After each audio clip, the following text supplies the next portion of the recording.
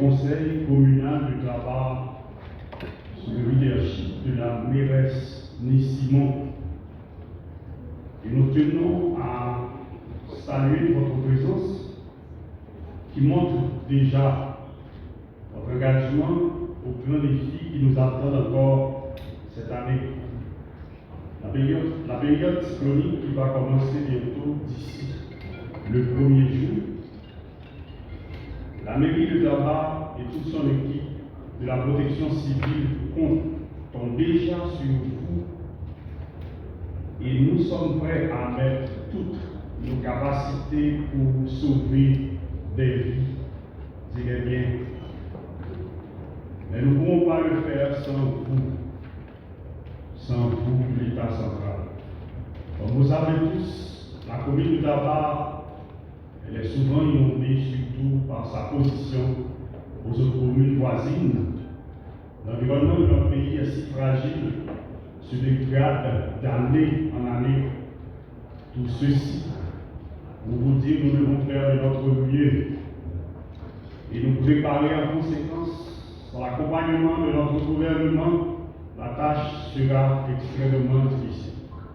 Profitons de cette circonstance pour vous dire que nous plaçons notre confiance en vous et que vous allez vous mettre avec nous afin de diminuer les risques et les désastres dans toutes les communes du pays et particulièrement dans celle de Daba. Nous souhaitons tous que notre pays s'en sorte bel et bien cette année encore. Que Dieu bénisse et protège Haïti. J'éprouve un immense plaisir aujourd'hui d'en part à vos côtés, au nom du programme des Nations Unies pour le développement, destiné à l'inauguration du centre d'opération d'urgence nationale et au lancement des activités en lien avec la préparation de la saison cyclonique 2024. Nous nous souvenons tous encore des événements météorologiques et géologiques ayant endeuillé des familles haïtiennes, provoqué des pertes économiques importantes, détruit et endommagé des milliers de maisons et de bâtiments publics. Ces événements déstabilisants, notamment les phénomènes météorologiques, tendent à devenir plus fréquents et plus intenses en Haïti en raison des effets du changement climatique qui favorise la génération des tempêtes tropicales et des ouragans. Quant aux événements de la géologie, notamment des séismes, ils ont provoqué plusieurs pertes en vies humaines dans le pays au cours des dernières années.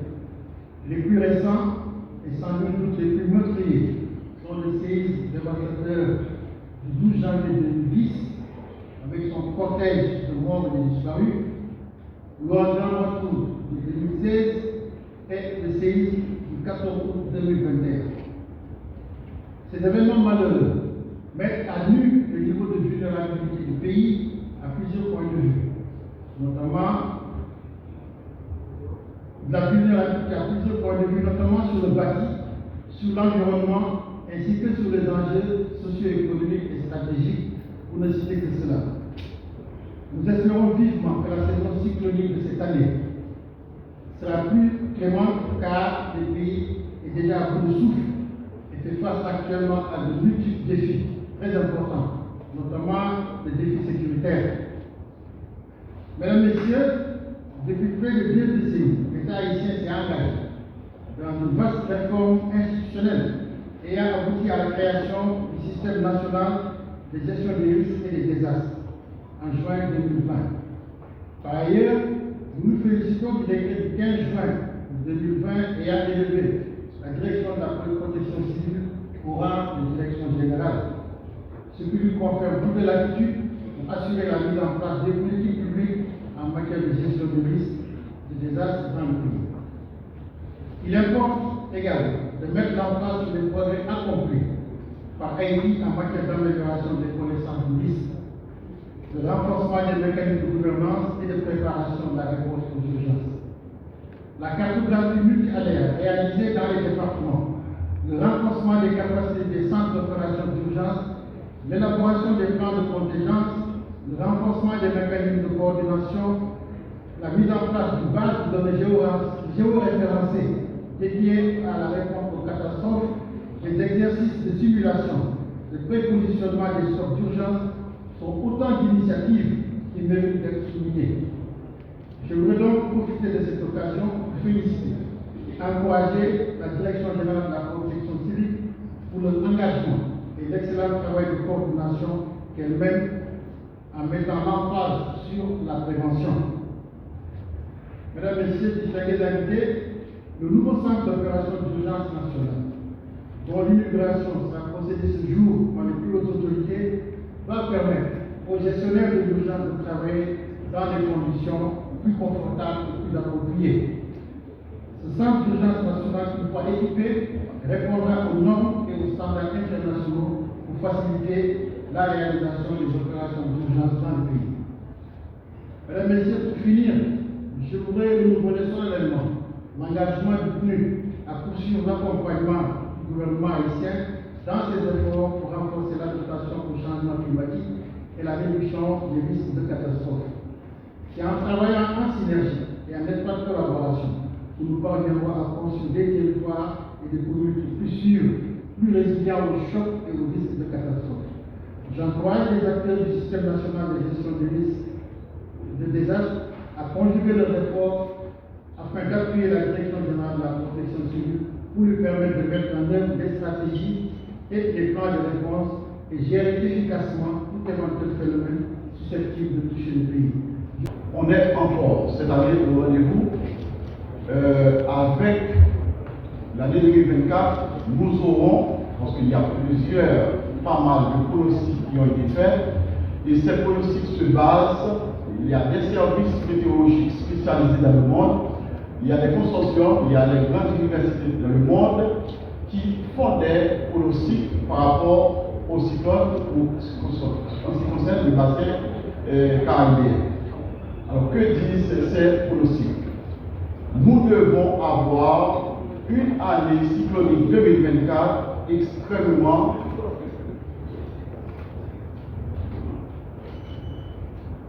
très prolifique. Pour la simple bonne raison que ces pronostics se basent sur l'année précédente. Ces pronostics se basent sur les statistiques climatologiques de la zone. Pour dire quoi? Il y en a parmi, alors je vous donne la moyenne. La moyenne pour cette année se situe entre 9, alors 15 et 23 systèmes à être nommés. Lorsqu'on dit à être nommé, ça veut dire quoi? Ça veut dire qu'au niveau de la région, nous devons nous attendre à avoir 23 systèmes qui soient nommés. Donc parmi ces systèmes-là, nous devons avoir entre 9 à 11 ouragans majeurs et 5 à 7 ouragans et 5 à 7 ouragans majeurs. Alors, quelle que soit la façon, quel que soit le cas de figure, il faut se préparer. Vous savez que Haïti se trouve sur la trajectoire des cyclones et on a une couverture végétale qui nous répond pas vraiment. Il va falloir se préparer. La préparation, c'est la collaboration de tous. Il faut dire que sincèrement que l'UHM, qui travaille en amont de la protection civile, se fait le devoir de travailler 7 sur 7 et 24 sur 24 pour ce qui concerne les aléas hydrométéorologiques, soit en avant de la saison, soit pendant la saison et même après la saison. Cette année, avec 8 zones classées dorénavant en phase 4, la vallée de la Tibonite, la Grandance, la Léonard, la partie transversale de l'Ouest, les quartiers pauvres, Cité Soleil, Guadeloupe et autres zones du Port-au-Prince. C'est dans ce contexte que nous allons entrer dans la saison cyclonique 2024 avec, comme a souligné les représentants de la chaîne, 23 tempêtes nommées et 5 ou 7 peuvent devenir des ouragans majeurs. Maintenant, on a préparé un document stratégique que nous avons soumis aux autorités de l'État avec surtout 9 actes stratégiques et 36 principales activités. Avancez pour moi, s'il vous plaît. Les actes stratégiques, merci. information et planification, les travaux publics, transport et communication, la protection de l'environnement, donc les services bénévoles, sécurité, recherche, sauvetage et lutte contre les incendies, services à la population, services de santé, réhabilitation, relèvement et appui logistique. Alors, il faut dire que ces axes stratégiques correspondent au PNRU, le plan national de reconstruction d'urgence. C'est un document stratégique de planification qui nous permet de pouvoir répondre. On a défini aussi 4 grands chantiers pour cette saison cyclonique. 4 grands chantiers. Des chantiers que nous estimons prioritaires. Les travaux d'atténuation des risques dans les grands centres urbains, je dirais dans les grandes villes surtout. Je dis travaux d'atténuation, travaux de mitigation, voire des travaux de prévention. Il faut s'atteler à ce travail de pouvoir vraiment diminuer, mitiger les dégâts qui peuvent découler de ces aléas cette année. On a un soin de réaliser des travaux vraiment de mitigation, des travaux d'aménagement de la Seine-Saint, curage des canaux, car les villes sont inondées de cette facilité et beaucoup, du moins, des inondations sont des fatalités, et c'est à cause surtout de ces canaux qui sont construits par les déchets solides des fois, voire des travaux qui ne sont pas réalisés à ce niveau. La communication du public, la communication, la sensibilisation du public. Cette année, nous mettons l'accent sur une communication intense avec la population, à plusieurs niveaux. Nous allons renforcer la communication interne au niveau du système et du coup, nous appeler à travailler beaucoup plus avec les médias traditionnels, les médias en ligne, pour que la population puisse être mieux informée de la situation et surtout avoir en temps réel des informations nécessaires. C'est pourquoi nous avons défini une stratégie de communication cette année avec plusieurs axes que vous pouvez avoir accès sur le site de la protection civile en priorisant vraiment une communication de masse en utilisant les brigadiers de la protection civile pour faire du porte-à-porte. Le troisième grand chantier, c'est le prépositionnement des stocks au niveau des 3 pôles régionaux. C'est un constat que les efforts au Prince pour aller au niveau périphérique, c'est difficile. Donc, nous priorisons le prépositionnement dans les régions. Nous identifions 3 grandes régions. La région du Nord avec l'Europe au Cap-Haïtien, c'est le centre du Cap-Haïtien, qui peut desservir les départements de la Tibonite, du Nord-Ouest, du Nord-Est, du Centre et du Nord. Et l'autre pôle identifié, c'est le Sud, avec un prépositionnement au niveau de Miragoâne, qui peut desservir le Sud-Est et une partie de l'Ouest aussi, la région des Palmes par exemple, le Sud, la Tendance et les Nids. Et puis un prépositionnement au niveau du dépôt central pour les autres communes du département de l'Ouest. Tout ceci est dans la stratégie que nous avons proposée aux autorités. Et là, le troisième chantier, c'est la sécurisation des installations dédiées à la réponse aux urgences et aux catastrophes. Il n'est pas un secret pour personne que ces installations, plusieurs installations ont été vandalisées au cours des deux dernières années suite aux manifestations de rue. Il faut absolument qu'on les sécurise parce que c'est sur ces installations qui vont vraiment nous aider à pouvoir répondre. Pour le moment, ce qui est en cours, le prochain slide s'il vous plaît,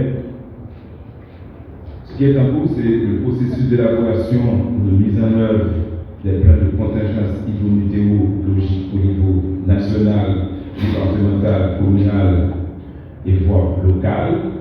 Le plan de contingence, c'est un instrument de planification qui organise toute la réponse aux éventuels événements qui peuvent découler d'un aléa quelconque. Donc nous sommes en train de procéder à l'élaboration de la mise en œuvre, des ajouts de ces plans de contingence. La poursuite effective de l'information et la mobilisation des organes et entités du SNGRI et partenaires, y compris les médias. On a posé procédé à un chantier important au cours de l'année 2023, c'est la redynamisation des SPGRD, et les membres des SPGRD sont là, ils sont conscients que la Direction générale de la protection civile a fait un travail énorme de redynamiser ces SPGRD qui a été longuement vraiment ennuyeuse. Le SPGRD est là et est redynamisé. Il faut dire que le SPGRD, c'est un organe du SNGRD qui définit pour l'État toute la stratégie en matière de planification, de prévention des réponses aux urgences, avec une coordination de la Direction générale de la protection civile. Nous sommes en train aussi de réviser le plan de communication pour la saison pluvieuse et la saison cyclonique. C'est entre autres des activités en cours au niveau du système national de gestion des risques et des désastres. Pour finir, je prends le dernier slide. Une bonne coordination en temps normal garantit un meilleur contrôle des opérations dans les situations d'urgence ou de catastrophe. Autant dire que c'est important de renforcer la coordination à tous les niveaux. Dès ce samedi 1er juin jusqu'au 3 novembre, Haïti et les pays de la Caraïbe s'attendent à une saison cyclonique intense. Plus d'une quinzaine de tempêtes de cyclones et d'ouragans ont été annoncés par les centres météorologiques de la région et du continent. Le Conseil présidentiel de transition est conscient de la menace à laquelle nous allons devoir faire face ensemble pour protéger et venir en aide aux compatriotes vivant dans un environnement très fragile et en proie à d'énormes difficultés. Avec le secrétariat permanent de gestion des risques de désastre, la Direction générale de la protection civile, nous sommes mobilisés. Nous allons rester en alerte durant toute la saison. Tout sera mis en œuvre en vue de répondre aux situations les plus urgentes pour protéger et assister la population durant cette difficile période. C'est d'ailleurs avec un sens aigu de la responsabilité qui nous incombe que je m'apprête à inaugurer la nouvelle salle de crise, bientôt équipée et opérationnelle du système national de gestion des risques de désastre pour marquer dans le réel le début officiel de la saison cyclonique 2024. Ces installations représentent une avancée significative pour la gestion des urgences en Haïti. Elles témoignent de notre engagement à améliorer constamment notre résilience face aux aléas naturels. Mesdames, Messieurs les membres du secrétariat permanent de gestion des risques et des désastres, cadre de la Direction générale de la protection civile, grâce au soutien financier de nos partenaires et aussi grâce à la détermination de la Direction générale de la protection civile, vous disposez aujourd'hui d'une infrastructure moderne conçue pour offrir les meilleures conditions de travail et vous permettre ainsi de vous acquitter de manière efficace de l'énorme tâche qui vous attend. La République d'Haïti est située dans une zone particulièrement vulnérable aux aléas naturels, comme les cyclones, les tremblements de terre, les inondations. Ces événements dangereux mettent à rude épreuve nos ressources et nos capacités de réponse. La nouvelle salle de crise inaugurée aujourd'hui est un outil essentiel qui permettra de mieux coordonner les efforts, d'améliorer la réactivité aux catastrophes et de garantir une protection plus efficace à nos concitoyens, à nos concitoyennes. L'inauguration de cette salle de crise et l'ouverture officielle de la saison cyclonique ne sont pas de simples événements symboliques. Ils incarnent pour le Conseil présidentiel de transition sa détermination à adresser avec lucidité, méthode et courage la problématique de l'insécurité sous toutes ses formes. Sa ferme volonté à améliorer aujourd'hui et encore plus demain la gestion des risques de désastre en Haïti. Il témoigne de son engagement à assurer à la population haïtienne la continuité des services essentiels, même en temps de crise, et à protéger tous les citoyens, toutes les citoyennes partout sur le territoire haïtien. Aujourd'hui, nous posons une pierre angulaire de la construction d'un avenir plus sûr pour notre pays. Demain, nous en poserons d'autres dans d'autres domaines. Nous affirmons notre volonté de bâtir une Haïti résiliente, prête à faire face aux défis et capable de surmonter les obstacles multiples et divers. Cette nouvelle salle de crise sera au cœur de notre dispositif de gestion des risques, assurant une coordination optimale entre les différents acteurs du système national de gestion des risques de l'ISAS.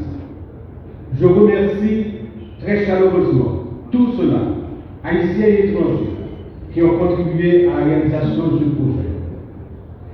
Haïtiens, 4 points pays, femmes ou garçons. C'est au cyclone 2004-là capable de la en pile, d'après scientifiques dans le domaine présent. Face à ce danger qui menace le pays, qui menace bien nous avec la vie, nous préparons en pile précaution, porter en pile vigilance et puis préparer. Préparez-nous tout le monde, parce que c'est un encadré dans l'idée pour aider nous parler, tant que chaque année, Direction générale de protection civile, avec le secrétariat permanent qui a géré risque et désastre, yo apprend bon journée, année ça encore, pour informer et puis sensibiliser sur l'enjeu cyclonique à la cause. Une population capable de réagir bien dans chaque situation. Pas négliger le temps, coûter et puis faire ça, autorité, agents avec volontaire de protection civile, yo dit nous faire sans manquer de ressources. Partager l'information sur toute région, dans tout forum avec notre communauté, pour nous aider à sauver la vie en de chaque grande forme. Ça, c'est rôle pas nous, citoyens, femmes ou garçons dans tout le pays. Je demande tout représentant ministériel dans tout le pays pour assister sans coopération urgence départementale, sans coopération urgence communale, pour décoller à toute autorité locale dans une situation d'urgence, une catastrophe privée. On nous chaque jour pour communauté locale Paris. C'est une direction de protection civile qui est pour saison cyclone à l'ESA. Même gens à la direction de protection civile. Nous-mêmes, dans le plus haut niveau de l'État, nous encourageons chaque monde dans notre pays. Chaque Haïtien en particulier pour décoller pour nous vivre diminuer malheur qui vont dire sous tête. Pays nous en fragile en pile, mais ça ne veut pas dire menace c'est une fatalité. Non. On dit ingénieur petit, c'est pareil pour nous parler. Mesdames, messieurs, chers compatriotes, notre engagement matérialisé par l'inauguration de cette salle de crise s'articule à une série d'actions stratégiques visant à renforcer la résilience de notre pays face aux catastrophes. À très court terme, il sera mis en place des programmes de formation intensifs pour les équipes de réponse aux urgences, au fait d'améliorer les systèmes de communication, de développer des plans de contingence détaillés pour chaque type de risque et de renforcer les centres d'opération d'urgence. De plus, les efforts de sensibilisation de la population seront poursuivis, les capacités des acteurs stratégiques et opérationnels renforcées. Toutes ces mesures visent à créer à long terme un environnement où chaque Haïtien peut se sentir en sécurité. Protéger nos citoyennes et nos citoyens partout sur le territoire national est une priorité absolue. Assurer leur sécurité est une exigence de l'heure. Aussi, membres du gouvernement, acteurs de la société civile, partenaires de la communauté internationale, tous ensemble, coup à coup, travaillons au renforcement des capacités de nos institutions à faire face aux catastrophes de tous ordres qui menacent notre chère Haïti.